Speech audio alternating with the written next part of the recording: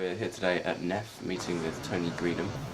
And we're hoping to talk about potential collaboration between NEF and EIO. I see how agendas can link.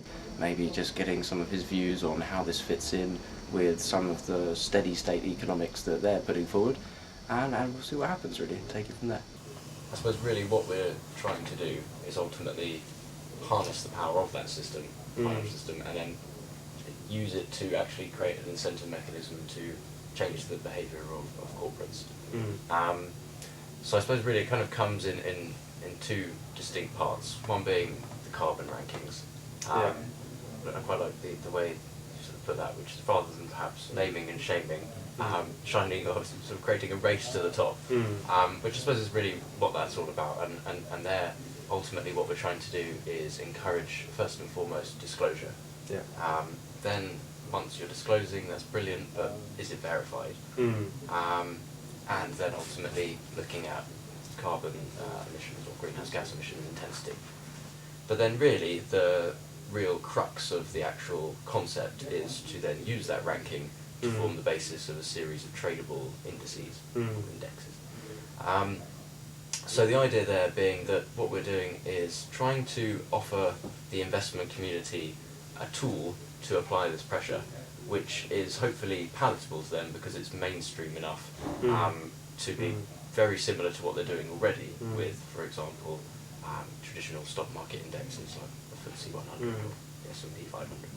So the way we've designed it really is to still include all of these companies, but then to reweight half of them positively on a sliding scale and the other half negatively on a sliding scale as well.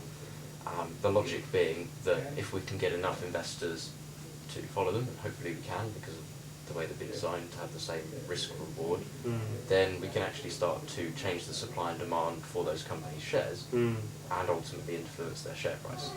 Then that company that's raison d'etre is to make money for its shareholders has a new kind of mindset perhaps inserted into the way it operates. And I suppose where we're at now is we've launched our first set of rankings this year.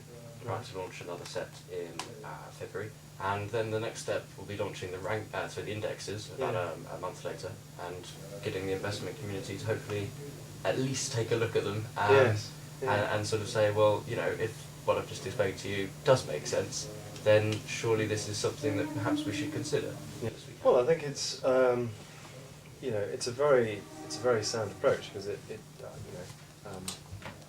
as you say, you're working within the existing institutions, and you're also working really within conventional economic theory, which recognises that prices exclude lots of information, and most importantly, perhaps, they exclude the price of environmental pollution, which is what climate change is, I suppose. And so, in order to make a market work effectively, you've got to get that information into the prices.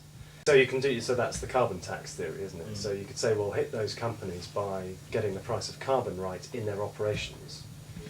But I quite like this approach because in a way it's less complex. Because what you're doing is you're changing the cost of their capital.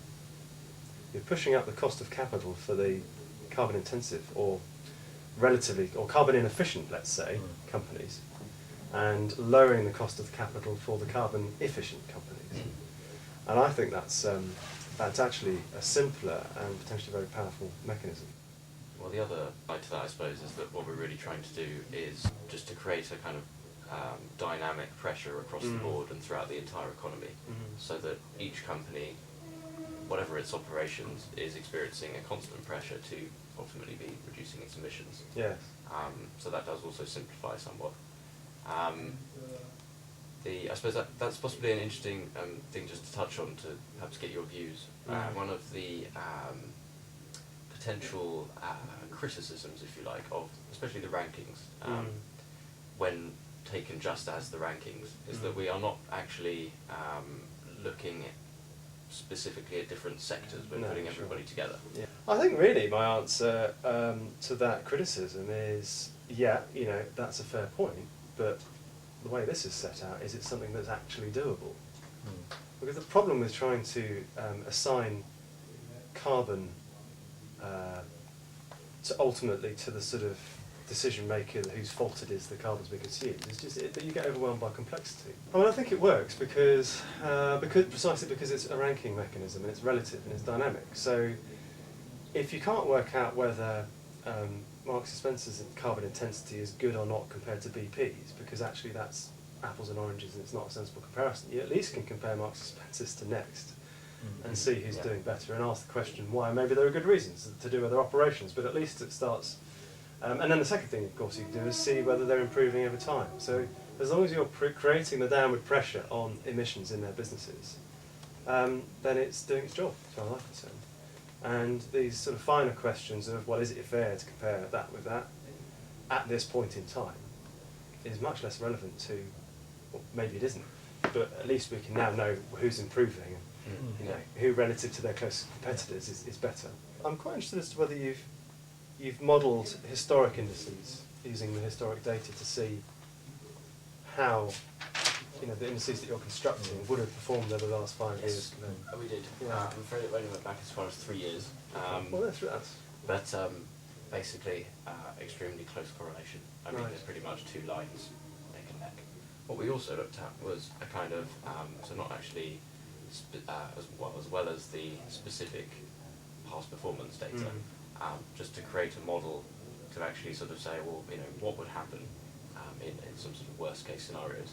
And really, I suppose what it comes down to is that if you are overweighting half of them, underweighting the other half, you'd have to have some pretty unlikely statistical patterns to see all of the ones that you've overweighted do particularly badly and vice versa.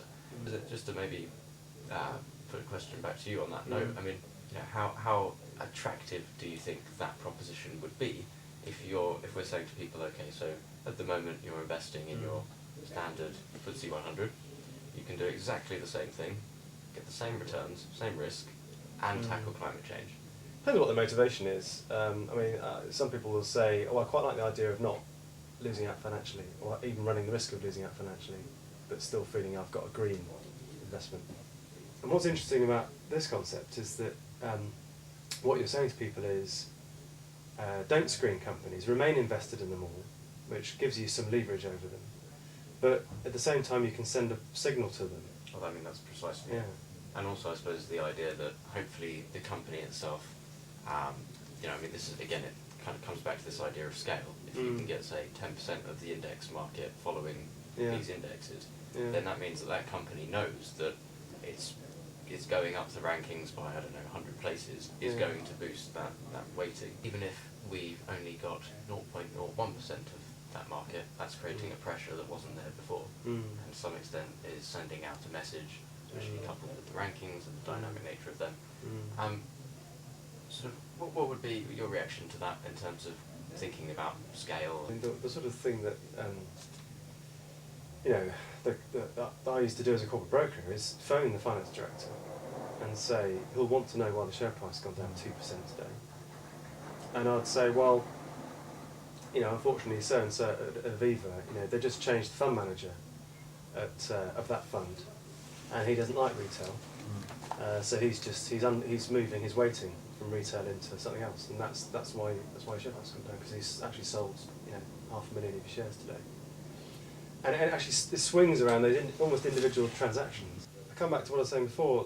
You have to seek things which you can actually do, and so the fact that this doesn't do everything is not a reason not to do it.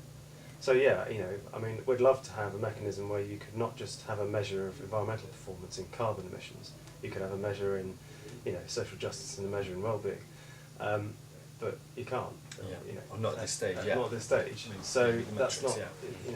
If you waited until you had the perfect solution, then nothing will ever happen. So Very, very, very helpful for us, and really great to get your views. well, it's been a pleasure Thank speaking you very to much. Yeah, and thanks for coming to Cheers. tell me all about it. I look forward to being involved in it.